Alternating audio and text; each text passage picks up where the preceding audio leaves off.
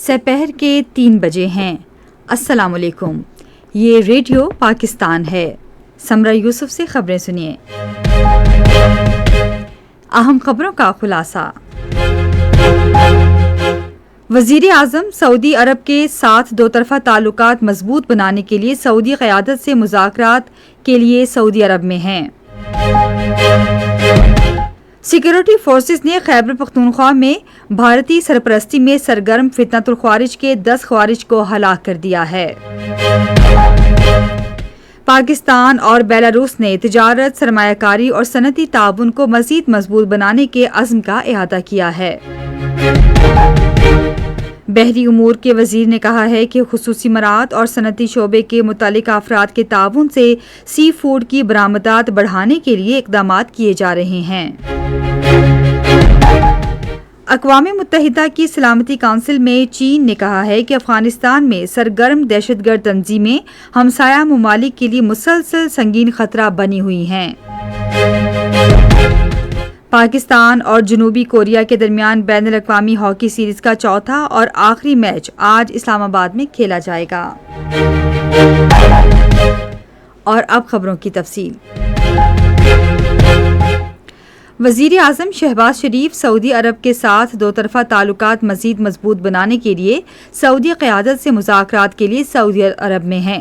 نائب وزیر اعظم اور وزیر خارجہ Ishaq Dar, chief of army staff اور chief of defence forces field marshal Syed Asim Munir, وفاقی وزراء خواجہ محمد آصف اور عطاء اللہ تارڑ اور معاون خصوصی طارق فاطمی بھی وزیر اعظم کے ہمراہ ہیں۔ وزیر اعظم سعودی ولی عہد اور وزیر اعظم شہزادہ محمد بن سلمان بن عبدالعزیز ال سعود کی دعوت پر سعودی عرب کا 3 روزہ سرکاری دورہ کر رہے ہیں۔ دورے کے دوران وزیر اعظم شہباز شریف سعودی ولی عہد اور وزیر اعظم شہزادہ محمد بن سلمان بن عبدالعزیز ال سعود سے ملاقات کریں گے۔ دونوں رہنما پاکستان اور سعودی عرب کے درمیان دیرینہ برادرانہ تعلقات اور شراکت داری مزید مضبوط بنانے کے علاوہ علاقائی صورتحال پر بھی تبادلہ خیال کریں گے۔ وزیر اعظم شہباز شریف نے اپنے وفد کے ہمراہ مکہ مکرمہ میں عمرہ بھی ادا کیا۔ وفد نے پاکستان کی خوشحالی اور استحکام اور خطے میں امن کے لیے دعائیں کیں۔ ترکی کے صدر رجب طیب ایردوان آج سعودی عرب کا 1 روزہ دورہ کریں گے۔ رابطہ کاری کے ڈائریکٹر برہان الدین دوران کے مطابق ان کی سعودی ولی عہد اور وزیر اعظم محمد بن سلمان سے ملاقات متوقع ہے۔ سیکورٹی فورسز نے خیبر پختونخوا میں 2 مختلف کارروائیوں کے دوران بھارتی سرپرستی میں سرگرم فتنۃ الخوارج سے تعلق رکھنے والے 10 خوارج کو ہلاک کر دیا ہے۔ فوج کے شعبہ تعلقات عامہ کے مطابق جنوبی وزیرستان کے علاقے اعظم ورسک کے جنرل ایریا میں بھارتی حمایت یافتہ فتنۃ الخوارج سے تعلق رکھنے والے ایک گروہ نے سیکورٹی فورسز کی چوکیوں پر حملے کی کوشش کی۔ جوانوں نے بروقت کارروائی کرتے ہوئے حملے کو مؤثر انداز میں ناکام بنا دیا۔ فائرنگ کے تبادلے میں 8 خوارج مارے گئے۔ ضلع دیر میں ایک اور کارروائی میں سیکورٹی فورسز نے مزید 2 خوارج ہلاک کر دیے۔ ادھر صدر مملکت آصف علی زرداری اور وزیر اعظم محمد شہباز شریف نے دہشت گردوں کو ہلاک کرنے پر سیکورٹی فورسز کو خراج تحسین پیش کیا ہے۔ انہوں نے اپنے الگ الگ بیانات میں کہا کہ پوری قوم کو اپنی بہادر سیکورٹی فورسز کے اہلکاروں کی پیشہ ورانہ صلاحیت، جرأت اور قربانیوں پر فخر ہے۔ فتنۃ الہندوستان کے ہاتھوں بلیک میل ہونے والے دہشت گرد ارمان بلوچ نے دہشت گرد تنظیم سے لا تعلقی کا اعلان کیا ہے۔ ایک ویڈیو میں ارمان بلوچ نے بتایا کہ اس نے 6 ماہ تک دہشت گرد تنظیم کے ساتھ رہ کر عسکری تربیت حاصل کی اور دہشت گردی کے 2 حملوں میں حصہ لیا۔ ارمان بلوچ نے ریاستی اداروں سے معافی مانگتے ہوئے کہا کہ وہ آئندہ کبھی کسی غیر قانونی سرگرمی میں ملوث نہیں ہوگا۔ اس نے بلوچستان کے نوجوانوں پر زور دیا کہ وہ دہشت گرد تنظیموں کے پروپیگنڈے اور جھوٹے وعدوں کے دھوکے میں نہ آئیں۔ منصوبہ بندی کے وزیر احسن اقبال نے اداروں پر زور دیا ہے کہ وہ مصنوعی ذہانت اور جدید ٹیکنالوجی کے شعبوں میں اپنی صلاحیتیں تیزی سے بڑھائیں۔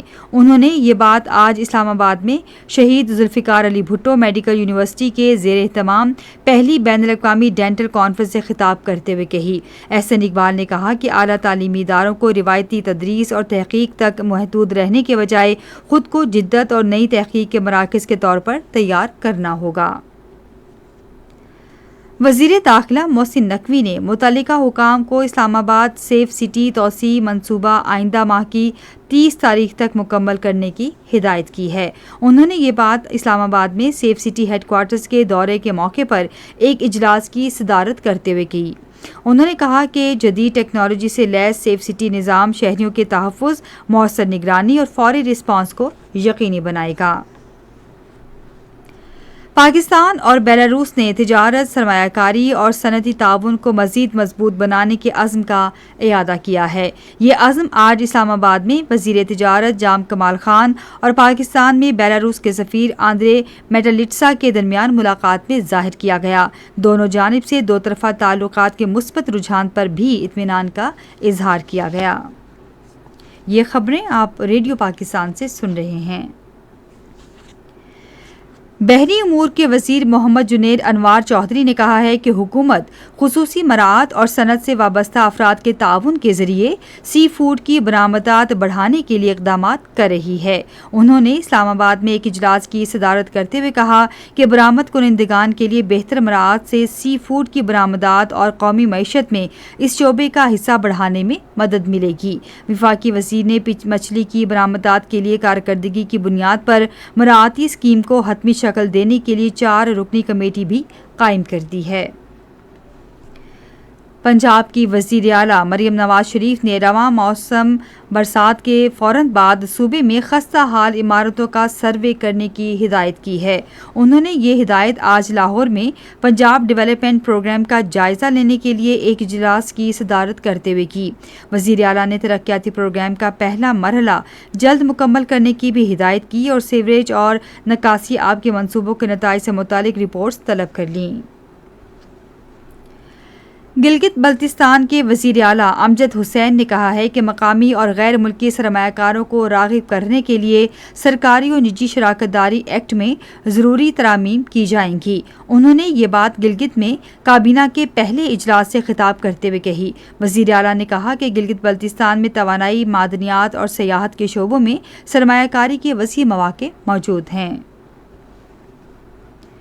اقوام متحدہ کی سلامتی کونسل نے سوات میں حالیہ خودکش حملے کی شدید مذمت کی ہے، جس میں کم از کم 16 افراد شہید اور بہت سے زخمی ہوئے۔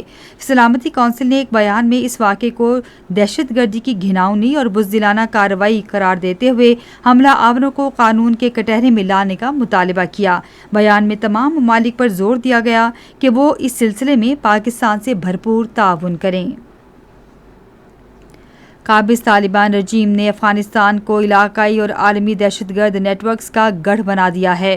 اقوام متحدہ میں چینی نائب مستقل مندوب سن لی نے بین الاقوامی امن و سلامتی کو درپیش خطرات سے متعلق کونسل کے ایک اجلاس کے دوران کہا کہ افغانستان میں موجود دہشت گرد تنظیمیں اب بھی ہمسایہ ممالک کے لیے سنگین خطرہ ہیں۔ انہوں نے طالبان رجیم پر زور دیا کہ وہ افغانستان میں موجود تمام دہشت گرد عناصر کے خلاف مؤثر اور فیصلہ کن کارروائی کرے۔ یونیسیف نے گزشتہ سال اکتوبر میں جنگ بندی کے نفاذ کے بعد 300 دن کے دوران غزہ میں کم از کم 300 بچوں کی اموات کی تصدیق کی ہے۔ مشرق وسطی اور شمالی افریقہ کے لیے یونیسیف کے ریجنل ڈائریکٹر نے کہا کہ سینکڑوں بچے زخمی بھی ہوئے ہیں، جن میں بہت سے بچوں کی حالت تشویشناک ہے۔ پاکستان اور جنوبی کوریا کے درمیان بین الاقوامی ہاکی سیریز کا چوتھا اور آخری میچ آج اسلام آباد میں کھیلا جائے گا۔ میچ شام 5:15 بجے شروع ہوگا۔ پاکستان سیریز پہلے ہی 3-0 سے اپنے نام کر چکا ہے۔ اور اب آخر میں موسم۔ محکمہ موسمیات کی پیشگوئی کے مطابق آئندہ 12 گھنٹے کے دوران ملک کے بیشتر حصوں میں موسم گرم اور مرطوب رہے گا، تاہم کشمیر، گلگت بلتستان، خیبر پختونخوا اور بالائی پنجاب میں شام اور رات کے وقت بعض مقامات پر آندھی اور گرج چمک کے ساتھ بارش متوقع ہے۔ ملک کے مختلف شہروں میں آج ریکارڈ کیا گیا درجہ حرارت: اسلام آباد، لاہور اور Karachi 33 degree centigrade, Peshawar اور کوئٹہ 34، گلگت 27، مری 22، مظفر آباد 30، جبکہ سری نگر 28، جموں 32 اور لیہ 15 ڈگری سینٹی گریڈ۔ آخر میں اہم خبروں کا خلاصہ ایک بار پھر سن لیجیے۔